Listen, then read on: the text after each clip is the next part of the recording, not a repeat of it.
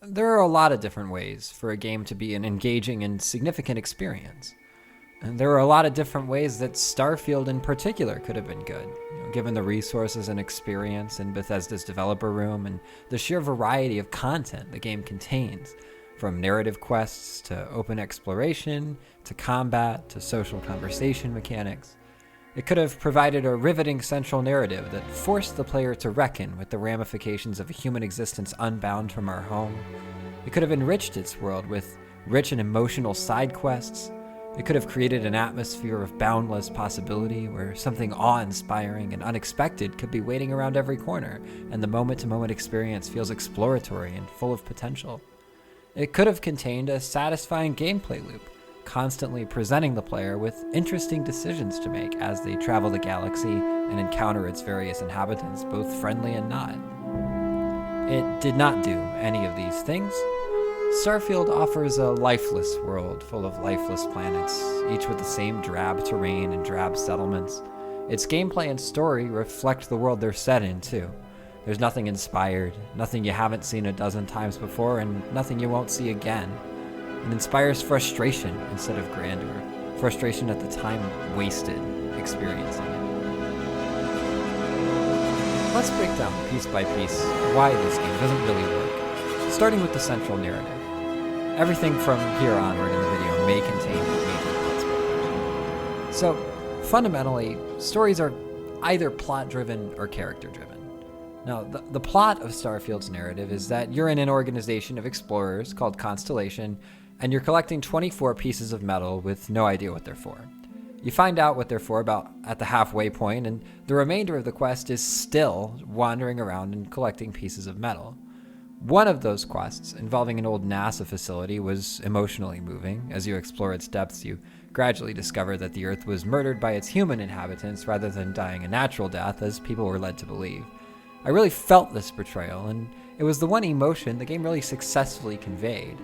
And this is the stuff great stories are made of. It needed to happen more often. The rest of the artifact fetch quests were essentially worthless.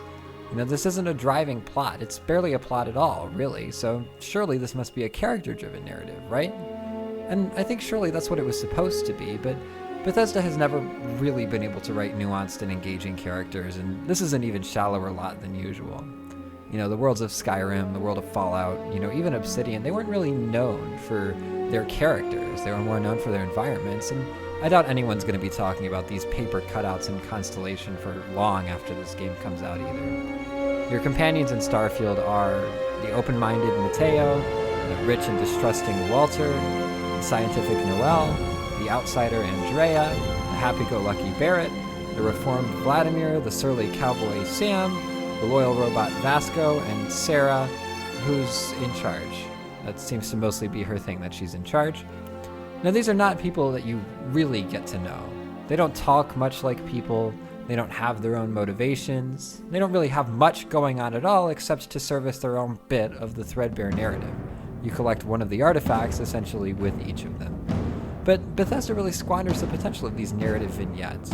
I didn't care about these people at all, and I felt manipulated more than saddened when one of them got killed in this raise the stakes moment midway through the main quest. See, the artifacts are a sort of gate to the multiverse. They're being fought over by these multiverse travelers. Some want to protect the artifacts from wrongdoers, some are wrongdoers themselves.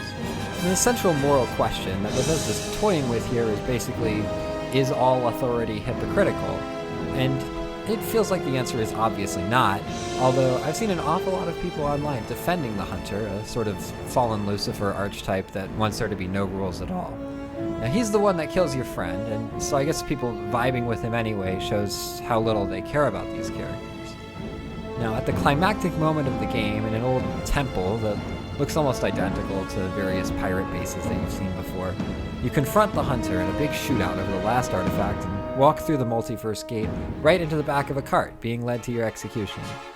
Or rather, you walk through the gate into New Game Plus and have the privilege of having to play the game again. It's pretty thin gruel for a story. Poorly written characters, poor narrative structure, poor storytelling through gameplay, which I'll address later. I don't really see any reason at all that you'd want to spend your time with this story. But what about the side narratives? Even if the main story was lackluster, fleshing out the game with enriching side quests can really save the emotional register of a game. The Witcher 3 in particular pulled this off magnificently. I didn't think the main quest of that game was very good, but there's quite a few very, very memorable side quests. Starfield does not pull off this trick. There are really two layers to the side quests here, which I can't help but judge as bad and worse. Now the faction quests, the better of the two, they aren't utterly woeful, but they aren't good either. And their most backbreaking failure is that none of your actions in them have any consequences. Take the United Colonies faction quest, where you combat a series of attacks by these aliens called terrormorphs, which are a sort of jacked version of the alien from Alien. Now they're being orchestrated by a secret war criminal that the United Colonies is hiding from the world, a fact that's introduced with minimal dramatic tension. See, you're told really early on that the war criminal is alive, and then very late in the quest you learn to your utter shock that he perpetrated the attacks. Of course he did, it's obvious that he did. Now if these reveals had maybe occurred all at once near the end of the quest, it might have maintained some tension, but the way it was handled, it was just so obvious what was about to happen that, I didn't feel any suspense at all. Now, this war criminal, he appeals to pragmatism, and you have the choice whether to buy into that or not. The only consequence of this is whether you get to do a second quest line where you bring in some war criminals that have escaped, and that quest line has no effect on the world either, besides that you get to, get some more loot out of it. You also get to decide how to fight the terrormorphs, with a genetically engineered microbe or by reintroducing their natural predator to the world. What you choose here affects exactly nothing. It's window dressing and nothing else. This naturally robs the quest of most of its interest. What if choosing the microbe caused some sort of plague that ravaged a city, or the new animal introduced was less effective at fighting the terrormorphs and outbreaks still occurred, or it caused its own problems in addition? All of this would have given tremendous weight to your choices. Instead, your choices have no meaning at all. They're pointless. They're inconsequential. The same thing happens in the Crimson Fleet side quest, where you have to side with the pirate fleet or the United Colonies army. And at the end of this quest, you can blow up the entire United Colonies fleet, and they don't even mind. In absolutely no way, in gameplay terms, do they mind that you did that. In fact, it essentially is never brought up by anybody again. You don't get a bounty with the United Colonies. You can just fly in and out of New Atlantis, no problem, despite the fact that at this point you ought to be the most wanted person in the world. See, these faction quests, they don't interact with each other at all. No one acknowledges them happening. Basically, the outside world just goes on like you're not even doing them. And the lesser quests, well, I think less important to the game overall. These faction quests are second only to the main narrative in importance. They have an even bigger problem with the very notion of consequences. There's a pretty uniform structure to these side quests when you take them. You perform a series of tasks, and then nothing happens as a result. Take alternating currents, for example. It's a quest line where you investigate a power leak in the poor district of New Atlantis.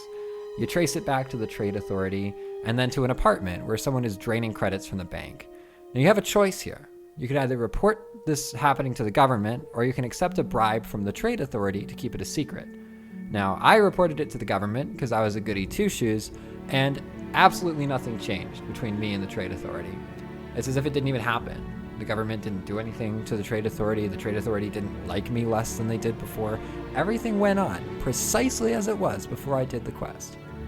I suspect taking the bribe would similarly have affected absolutely nothing. I don't actually remember doing a single quest in the entire game and thinking wow, this has affected the world around me in even a slight way. It's all inconsequential. It's all gutless. You collect your 250 experience points and a little bit of credits, and the world goes on around you completely unchanged. Quest after quest after quest. So what about the experience of exploring space in the game? Well, that's pretty empty too. Bethesda's ambition far exceeded their grasp here, I think. Essentially, Starfield's open world is like Skyrim's if you could only fast travel around, and the only locations in the game are the cities, and then thousands of procedurally generated 3-hut villages with random loot and no character. There's nothing out there in the cold expanse of space. There aren't planets with beautiful vistas, there aren't mysteries to uncover.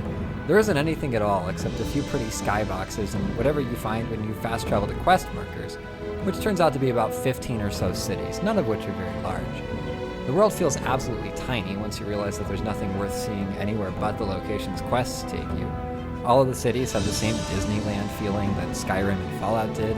They don't feel real. They feel like chintzy approximations of real places designed for you to walk through and ogle at, like an amusement park attraction. In short, I never really felt like an explorer playing this game, and I certainly never felt wowed by anything in this world as I traipsed from abandoned lab to abandoned lab, trying not to overburden myself with procedurally generated loot. Now, all of this could have been shit, and the game could still have redeemed itself somewhat with an engaging gameplay loop. This is not an interesting gameplay loop. It follows the same loop that Joseph Anderson identified as the sort of engine of Fallout 4. You explore until you find a point of interest, then you fight enemies or overcome some challenge at that location, and then you loot the location for parts and supplies. You might use them in crafting, you might just use them straight away, but that's how it works. So explore, fight, loot, explore, fight, loot, again and again and again. Each of the three elements of that loop is pretty lousy in Starfield. The exploration gets shafted by the disjoint nature of the world and the fact that precious few of the points of interest are actually interesting. You're never going to just be wandering around in Starfield and run into a really interesting place, with its own story, with its own little, emotional narrative to it. It almost can't happen in the game because of the way it's structured. Now, the fighting in the game is mechanically solid enough, but Bethesda doesn't do anything with that solid foundation because every encounter can be handled pretty much identically. I rarely felt like I was in the middle of a gunfight and having to make different decisions, it was just about scrolling through my inventory and finding a gun that I thought was pretty good and then just aiming for headshots, time after time after time. Every gunfight feels like exactly the same gunfight. And the looting can't really survive the fact that almost all of the loot in the game is either the same piles of shit that you find in every proc-gen location around the galaxy, or just some randomly generated piece of equipment that offers no narrative pull at all and is reduced to nothing more than essentially a pile of numbers and stat boosts. I just don't think you can sustain this sort of explore, loot, shoot gameplay loop when all three elements of it are just fundamentally boring. Now, marginally better than the shooting was the social mechanics, although they aren't good. Persuasion is interesting, but way too easy, and boiled down to a sort of risk-reward gambling game rather than a puzzle where you should know the character in order to convince them. For an idea of just how easy persuasion is, I didn't put a ton of points into persuasion, I think I put 1 or 2, and I persuaded the hunter, the main villain of the entire game, to just walk away because he was bored. He must have realized he was in Starfield, and that revelation bored him to his very core, and he left. Now, the best quest in the game for gameplay is for Ryujin Industries, where you break into a corporate office to steal a prototype and plant evidence. The game gives you several avenues to attack it with, and it felt like all of them were potentially interesting. I got locked into a combat state and had to shoot my way out, but that may have been on my end, so I don't take points off for it. The second best one involves skipping between two multiverses to get through various doors and eventually deactivate an artifact that's messing with space-time. You choose which of the two multiverses to stick around in afterwards, and this monumental decision, this literal sort of moving between universes and deciding which one you want to stay in, has no effect. I was in a different multiverse than I started in for the last third of my playthrough, and literally nothing was changed. The game did not acknowledge it happening. It's uninspired. It's disappointing. And just for fun, the absolute worst things in the entire game. First, quest on Mars, where this miner tells you about the heart of Mars, which is a very special titanium deposit. And the whole quest goes like this. You fast travel over there to a random cave that looks like every other cave. You mine the titanium, you come back, and the miner tells you that actually it was a big joke. That's it. That's the whole quest. No payoff. Nothing interesting to it at all. Just being informed that your time was wasted. Also, a main story quest where you're told that each of the in-game religions has a nugget of the truth to it. But that nugget is simply a number that happens to come up coincidentally in their theology. Like, imagine if you were told that Christianity, Islam, and Judaism were all a little bit right because the Holy Trinity and the 5 pillars and the 12 tribes of Israel signify that the world will end on March 5th, 2012. It's just absolute drivel. It's nonsense. But anyway, to sum it up, Starfield is a hollowed out game devoid of consequential decisions. You cavort around in an empty universe with soulless companions, hunting down artifacts whose only purpose is to let you play the game over again. You work with various factions around the galaxy, and nothing you do for them or to them matters to anyone at all. You explore uninteresting places to kill uninteresting enemies, and for your trouble, you earn uninteresting loot. There's nothing here. Nothing at all. I can't really seriously recommend this game to anyone, and I give it 1 star out of 4. Thanks for watching, and don't forget to hit that like and subscribe button. And if there's any other games that you'd like to see me play and then review, just let me know in the comments.